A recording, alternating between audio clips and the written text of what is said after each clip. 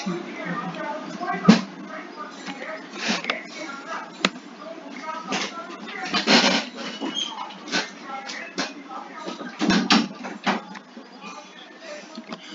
आज हम लोग प्रोब पढ़ेंगे। प्रोब के बारे में हमने बतलाया था कि ये सिंगल स्ट्रैंडेड डीएनए या आरएनए है जिसके साथ रेडियो एक्टिव सब्सटेंस अटैच होता है।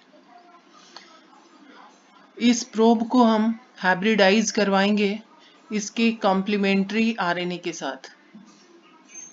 Probe is allowed to hybridize, एक सेकेंड रुक जा।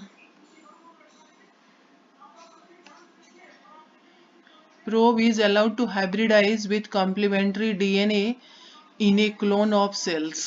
तो सेल में अगर प्रोब का कॉम्प्लीमेंट्री डीएनए होगा तो उसके साथ हाइब्रिडाइजेशन होगा, यानी दोनों स्ट्रैंड आपस में मिलेंगे, अदरवाइज नहीं हो पाएगा।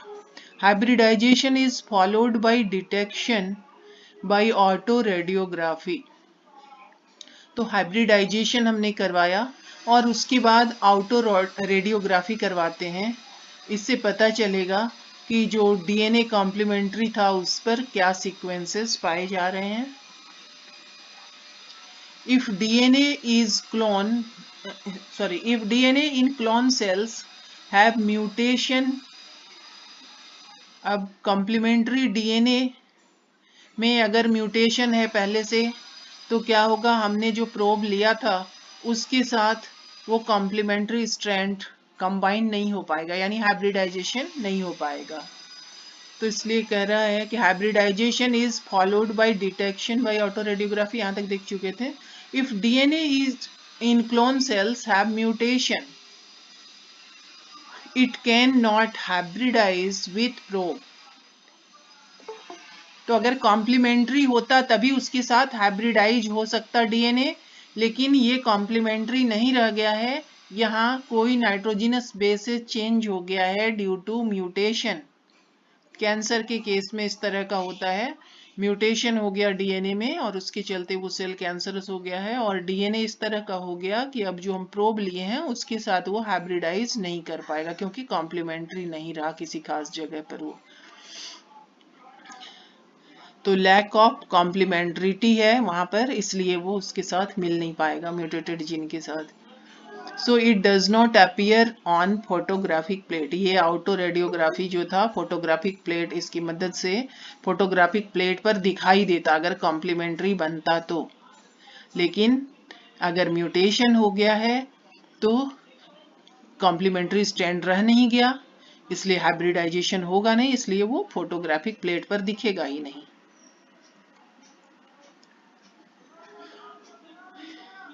नेक्स्ट हम लोग देखेंगे एलाइजा टेस्ट, और इसके बारे में हमने बतलाया था कि एंटीजन एंटीबॉडी इंटरैक्शंस के प्रिंसिपल पर ये काम करता है। मान लीजिए एचआईवी की बात करें तो एचआईवी का अटैक जिस किसी की बॉडी में हुआ तो क्या होगा, एचआईवी का जेनेटिक मटेरियल उस ह्यूमन के सेल में आया और उस जेनेटिक मटेरियल में प्रोटीन पाया जा रहा है, डीएनए के साथ साथ प्रोटीन भी रहता है। उसमें प्रोटीन जो पाया जा रहा है वो एंटीजन का काम करेगा और उसके अगेंस्ट बॉडी एंटीबॉडी बनाता है। तो एंटीजन आया और एंटीबॉडी हमारा बॉडी बनाएगा, दोनों के बीच रिएक्शन होगा। तो इस तरह का रिएक्शन अगर हो रहा है तभी एलाइजा टेस्ट के द्वारा पता चल जाएगा कि उसमें एचआईवी का इन्फेक्शन है या नहीं है।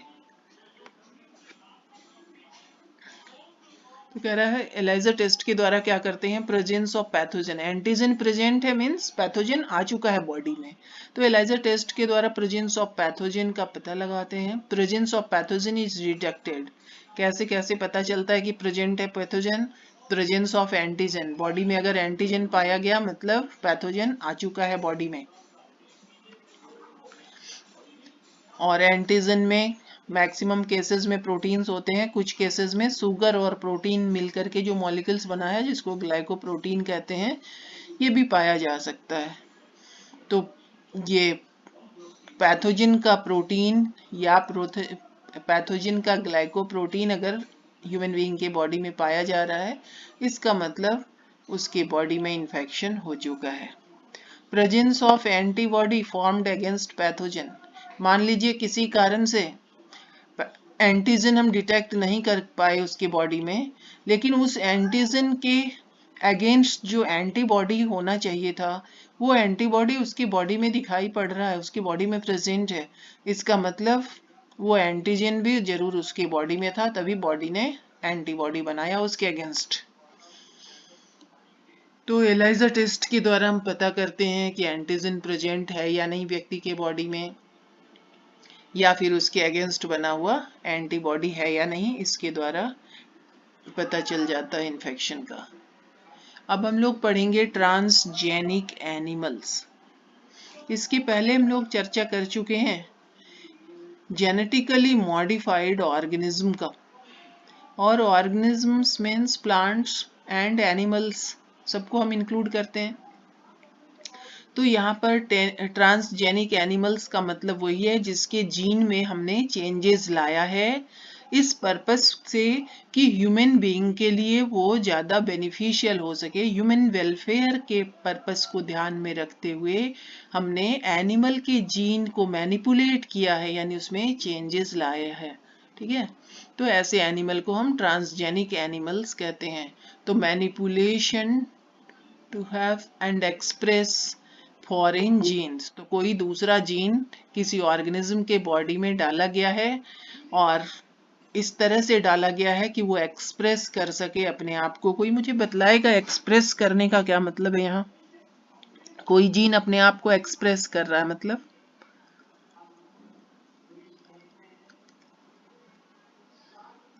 जीन अपने आप को एक्सप्रेस कैसे करेगा? क्या बना के, क्या बनवाता है ये?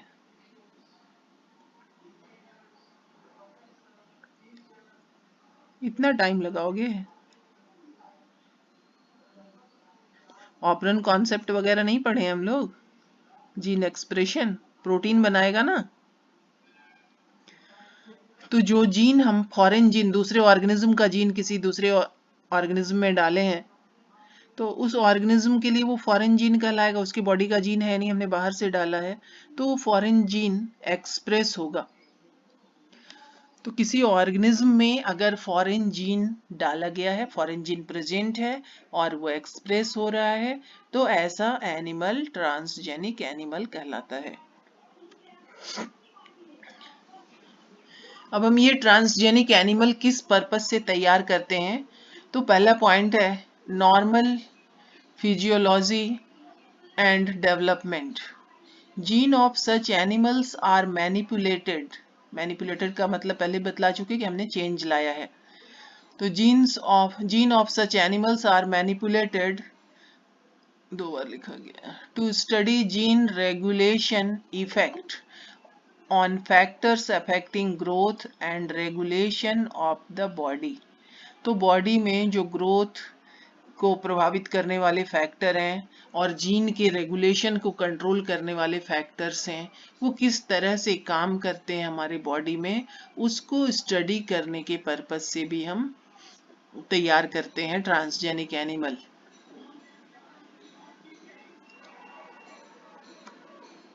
नेक्स्ट है स्टडी ऑफ डिजीजेस।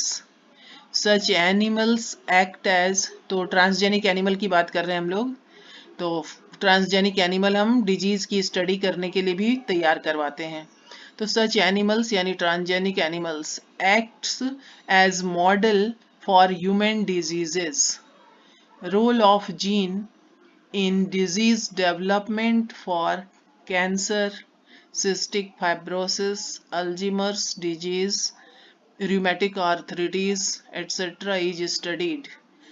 तो ह्यूमन बीइंग इन बीमारियों से काफ़ी परेशान है और उसका उपाय ढूंढ रहा है, उसका इलाज ढूंढ रहा है कि कैसे इससे उसकी रक्षा हो।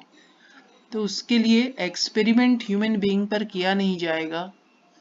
जिस जीन के प्रभाव से ये डिजीज होता है वो कैसे वर्क करता है या उस पर क्या वर्क किया जाए तो इस डिजीज से बचा जा सकता है, इसके लिए हम अदर मैमल्स पर एक्सपेरिमेंट करेंगे। अब सिस्टिक फाइब्रोसिस किस जीन के द्वारा हो रहा है, उस डिफेक्टिव जीन को मैमल्स के जीन में डालेंगे और वो मैमल्स कैसा होगा, स्पेशली उसको बनाया गया है उसी पर्पस से कि उस पर आसानी से इस जीन का प्रभाव देखा जा सके या उस पर मेडिसिन यूज करेंगे, आगे देखेंगे हम लोग।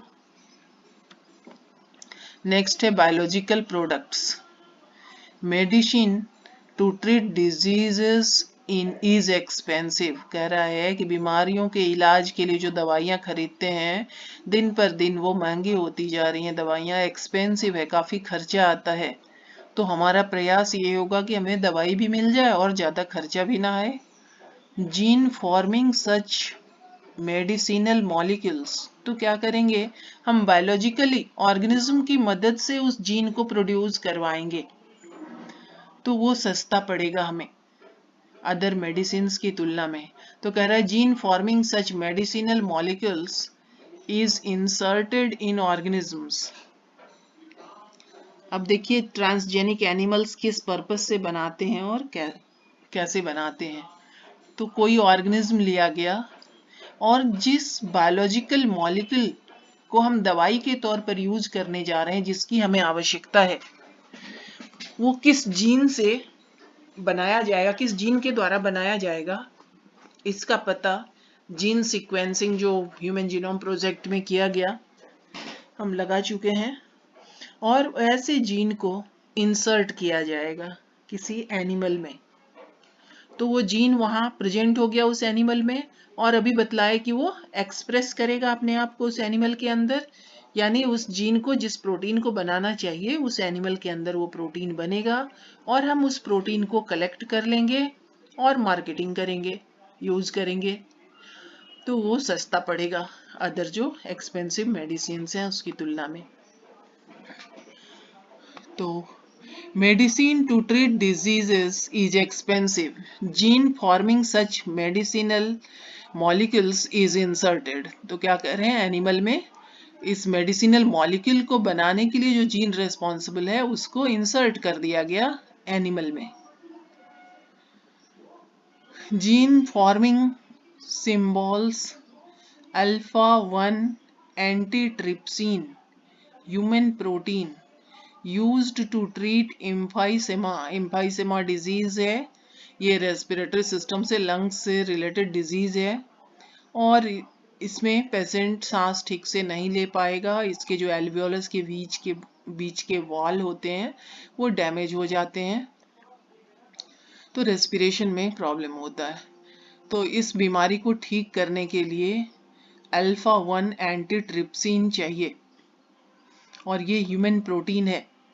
तो जो जीन इस मॉलिक्यूल को बनाता होगा उस जीन को लेके हम किसी अदर मैमल्स में डाल देंगे और वहाँ वो जीन एक्सप्रेस होगा और अल्फा 1 एंटीट्रिप्सिन मॉलिक्यूल्स तैयार हो जाएगा उस जीन के द्वारा, और उसको ह्यूमन बीइंग जिसको एम्फाइसेमा हुआ होगा उसकी ट्रीटमेंट के लिए यूज किया जाएगा। तो ये सस्ता पड़ेगा अदर दवाइयों की तुलना में। This method is also used to treat PKU, phenylketonuria, already आप पढ़ चुके हैं। तो फिनाइल कीटोन्यूरिया के ट्रीटमेंट के लिए भी यही उपाय करते हैं। इसके लिए जो मॉलिक्यूल रिक्वायर्ड होता है, जिसकी कमी से ये बीमारी होती है, उसको बनाने वाला जो जीन है उसको इंसर्ट करके बनवा लिया जाता है बायोलॉजिकली। उसी तरह से सिस्टिक फाइब्रोसिस को भी ट्रीट करने के लिए हम बायोलॉजिकल प्रोडक्ट बनवाते हैं ट्रांसजेनिक एनिमल की मदद से।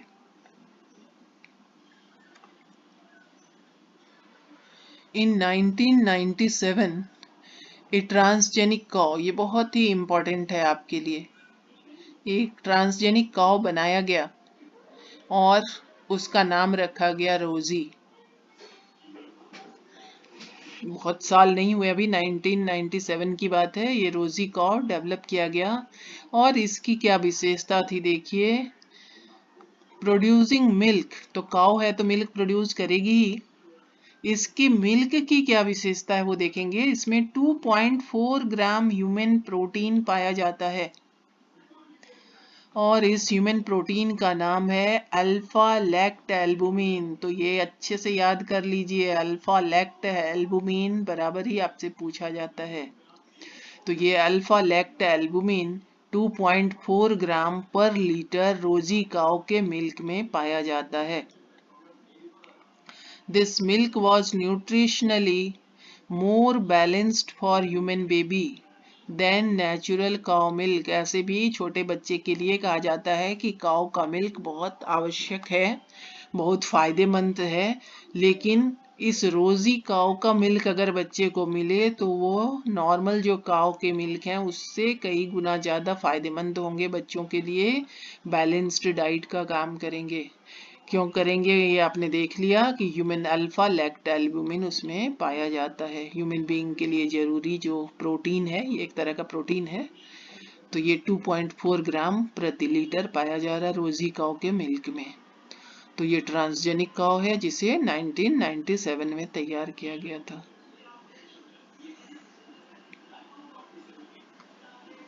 फिर है वैक्सीन सेफ्टी। लास्ट डे भी हम चर्चा किए थे कि कोरोना का वैक्सीन तैयार किया गया और एक व्यक्ति को लगाया गया और वो मर गया। तो शायद उस वैक्सीन की और ट्रायल लेने की आवश्यकता थी। तो vaccines are tested on TG mice. TG मतलब ट्रांसजेनिक। ट्रांसजेनिक किसको कह रहे हो? जिसका जीन आपने मैनिपुलेट कर रखा है। तो सबसे पहले क्या करेंगे, कोई वैक्सीन बनाए तो सबसे पहले हम ट्रांसजेनिक माइस तैयार किए हैं, उस पर इस वैक्सीन को लगा के टेस्ट करेंगे कि क्या इफेक्ट हो रहा है उसका। माइस अगर सरवाइव कर गया, उसके ऊपर कोई हार्मफुल इफेक्ट नहीं दिखा, फिर हम ट्रांसजेनिक मंकी तैयार करके रखे हैं, यानी मंकी के जीन में भी चेंज लाए हैं। उस मंकी को उस वैक्सीन को लगाया जाएगा।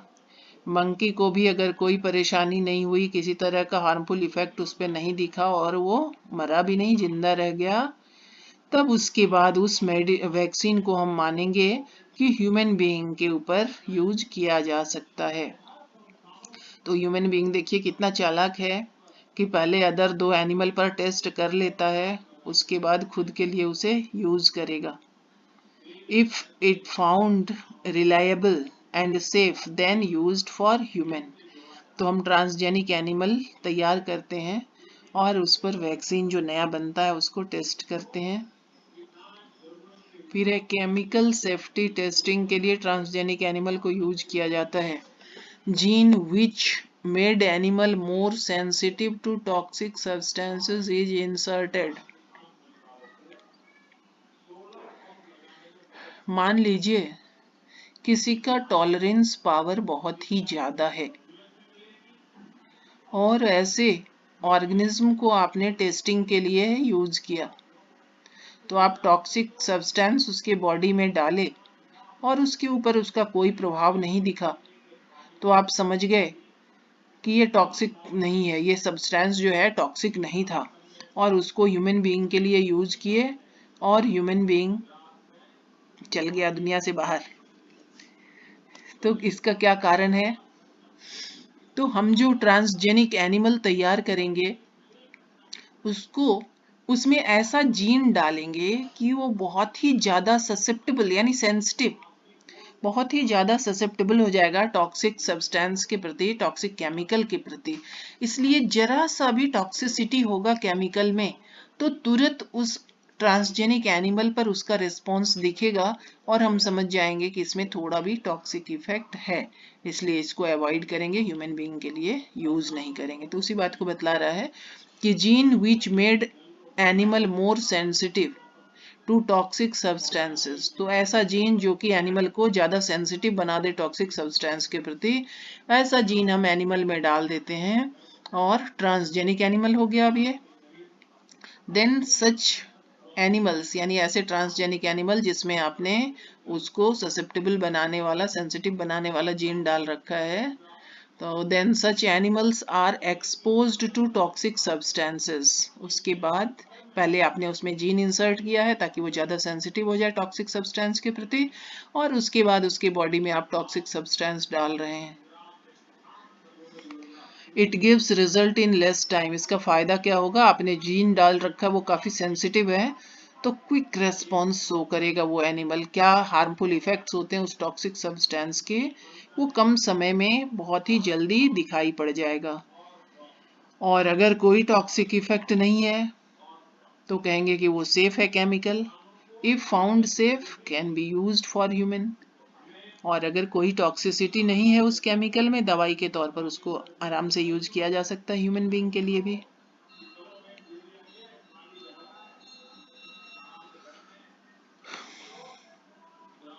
तो वो टॉपिक वहीं पर ख़त्म हुआ। अब हम लोग यहाँ देख रहे हैं use of bio resources by multinational companies. कल चर्चा कर रहे थे कि हमारा कंट्री रिच है बायो रिसोर्सेज के मामले में, और उस बायो रिसोर्सेज को जो रिच कंट्री है इकोनॉमिकली वो यूज़ करने का प्रयास कर रहा है। या तो हमें उचित कॉम्पेंसेशन नहीं दे रहा है जितना मिलना चाहिए, या फिर कोई कॉम्पेंसेशन नहीं दे रहा है, या फिर बिना परमिशन के हमारे रिसोर्सेज को यूज कर रहा है। तो उसी के बारे में देख रहे हैं यहाँ। Use of bio resources by multinational companies and other organization without proper authorization from the countries and people concerned without compensatory payment is called biopiracy। ठीक है, पिरेसी का सीधा सा मतलब समझिए चोरी। किस चीज की चोरी की जा रही है? तो बायोलॉजिकल रिसोर्सेज की, इसलिए इसका नाम हो गया बायोपिरेसी। तो क्या कर रहा है मल्टीनेशनल कंपनी जो है दूसरे देश से या वहाँ के पीपल से बिना परमिशन लिए, बिना ऑथोरिटी लिए उस बायो रिसोर्सेज को यूज कर रहा है, या फिर उसको प्रॉपर कॉम्पेंसेशन नहीं दे रहा है, परमिशन भी नहीं लिया, जितना कॉम्पेंसेशन मिलना चाहिए था वो कॉम्पेंसेशन भी नहीं दे रहा है। अगर ऐसा कर रहा है तो मल्टीनेशनल कंपनी जो है वो चोरी कर रहा है हमारे रिसोर्सेज का। This is biopiracy. Developing and under developed countries, तो हम लोग भी अंडर डेवलप्ड कंट्रीज में ही आते हैं। अभी डेवलपमेंट पूरा नहीं हुआ है, पता नहीं कितने साल में पूरा होगा, जब से सुनते आ रहे हैं। तो developing and under developed countries are rich in bio resources and traditional knowledge concerned with it. जहाँ जंगल पाया जाता है उस जंगल के आसपास, बाहर या जंगल में आदिवासी लोग रहते हैं, और उस आदिवासी को पता है कि कौन सी बीमारी होगी तो कौन सा पेड़ का पत्ता, जूस या रूट काम में आएगा, क्या मिला के पीस के पिला देने से वो ठीक हो जाएगा। सांप काट लेगा तो कौन सा पेड़ काम आएगा, बिच्छू काट लेगा तो कौन सा आएगा, किस बीमारी में कौन सा प्लांट या उसका पार्ट्स यूज करेंगे। ये सारी जानकारी उनके पास है जो कि बाकी लोगों के पास नहीं है। तो ये कहलाया ट्रेडिशनल नॉलेज। अब पहले से हमें जानकारी है, उसी बात के लिए हम बहुत सारा पैसा खर्च करें, यानी दूसरे लोग जिसको जानकारी है उसकी बात नहीं कर रहे हैं, उनको छोड़ के दूसरे लोग या दूसरा कंट्री अगर उसी जानकारी को प्राप्त करने के लिए कोशिश में लगा हुआ है तो उसको काफी समय लगेगा, क्योंकि वो अंदाजा लगाएगा, रिसर्च करेगा, उसका रिजल्ट देखेगा, फाइंडिंग्स, तो जाके उसको पता चलेगा कि किस बीमारी में कौन सा पार्ट्स प्लांट का यूज होता है। तो ये काफी खर्चीला भी होगा और काफी टाइम टेकिंग भी होगा। ठीक है, तो उससे ज्यादा इजी होगा कि जिनको ये ट्रेडिशनल नॉलेज है उनसे संपर्क किया जाए और उनसे ज्ञान प्राप्त किया जाए कि कौन सा प्लांट किस काम में लाएंगे, और उनके ज्ञान का उपयोग करेंगे, उससे हम लाखों करोड़ों कमाएंगे। दवाई बनाने जा रहे हैं, मेडिसिन बनाने जा रहे हैं, तो हमारा फर्ज बनता है कि उनको भी कुछ शेयर दें, उसमें कंपेंसेशन, तो उचित कंपेंसेशन भी उनको मिलना चाहिए। तो ये ट्रेडिशनल नॉलेज का मतलब समझ गए। तो हमारे यहाँ बायो रिसोर्सेज की कमी नहीं है, भरपूर बायो रिसोर्सेज पाए जा रहे हैं, और साथ ही साथ हमारे यहाँ नहीं, केवल डेवलपिंग और अंडर डेवलप्ड कंट्रीज जो भी हैं वहाँ कह रहा है कि बायो रिसोर्सेज और ट्रेडिशनल नॉलेज भरपूर है, उस बायो रिसोर्सेज से related traditional knowledge. In comparison to industrialized nation, जो अदर डेवलप्ड कंट्रीज हैं, इंडस्ट्रियलाइज्ड नेशन हैं, उनके पास ना तो उतना बायो रिसोर्सेज है और ना ही इस तरह का कोई ट्रेडिशनल नॉलेज है, दोनों का अभाव है उनके पास। Such traditional knowledge is used to develop modern applications। आज के डेट में हम उसी नॉलेज को बेस बना के यूटिलाइज कर रहे हैं या मेडिसिन वगैरह तैयार कर रहे हैं।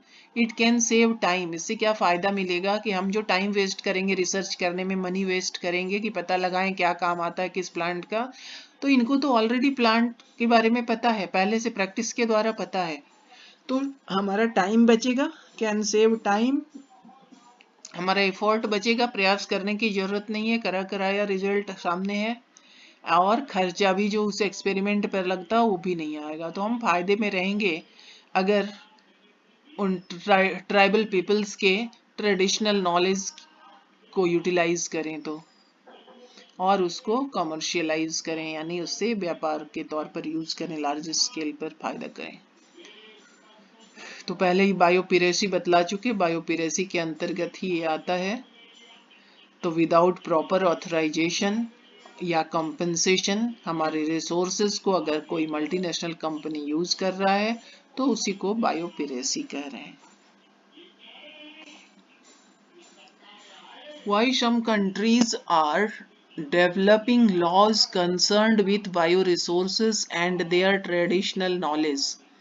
अब कह रहा है कि कुछ कंट्रीज क्यों लॉ डेवलप कर रहे हैं बायो रिसोर्सेज से रिलेटेड या फिर ट्रेडिशनल नॉलेज से रिलेटेड, इसकी आवश्यकता क्यों पड़ गई, अभी तक तो किया नहीं था, अब क्यों कर रहे हैं ऐसा। एक्सप्लेन इन इंडियन कॉन्टेक्स्ट, तो इसका आंसर है इनजस्टिस।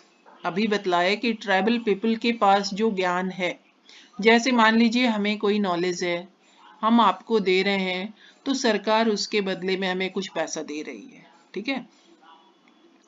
उसी तरह से यहाँ जो नॉलेज उनके पास है वो अगर दूसरे को दे रहे हैं तो उनको कुछ उसके बदले पैसा चाहिए। अगर वो ऐसा नहीं कर रहे हैं, उनको पैसा नहीं दे रहे हैं, तो उनके साथ ये अन्याय होगा। और मान लीजिए उनके नॉलेज की मदद से हम 1 लाख रुपया कमा रहे हैं और उनको 10,000 दे के टरका दें कि हो गया, कंपनसेशन दे दिए, तो वो जस्टिफाइड नहीं होगा, इनजस्टिस भी होगा। और जो कंपनसेशन उनको दिए, उनके रिसोर्सेज को भी हमने यूज किया, तो वो इन एडिक्वेट कंपनसेशन होगा, अपर्याप्त होगा, जितना मिलना चाहिए उतना उनको नहीं दे रहे हैं, तो उसी को इन एडिक्वेट कंपनसेशन कह रहे हैं। या फिर बेनिफिट शेयरिंग, उनको जितना फायदा होगा उसमें प्रॉपर बेनिफिट इस ट्राइबल पीपल को भी मिलना चाहिए, या जिस कंट्री का रिसोर्सेज है उनको भी मिलना चाहिए। Was cause of developing laws, तो देखिए कि ऐसा नहीं कर रहे हैं लोग, इनजस्टिस कर रहे हैं, कंपनसेशन भी पर्याप्त नहीं दे रहे हैं, बेनिफिट शेयरिंग भी सही तरीके से नहीं कर रहे हैं, जितना बेनिफिट इनको मिलना चाहिए था उतना नहीं दिया जा रहा है। तो इन सब कारणों को देखते हुए लॉज डेवलप करने की आवश्यकता हुई, was cause of developing laws. दूसरा था, हाँ ये भी बहुत इंपॉर्टेंट है आपके लिए, second amendment of Indian patent bill. तो क्या चेंज लाया गया ये बतला रहा। तो second amendment of Indian patent bill included patent terms, emergency provision and research and development initiative। तो इस किसमें चेंज लाया गया ये पूछता है आपसे, तो इसमें ध्यान रखना है second amendment of Indian patent bill, और इसमें क्या क्या शामिल किया गया। तो patent terms, emergency provision and research and development initiative, इसको इसमें शामिल किया गया। तो इसी के साथ ये टॉपिक आपका खत्म हुआ, लेकिन टाइम अभी पर्याप्त होगा, इसलिए दूसरे टॉपिक पर हम लोग शिफ्ट करेंगे।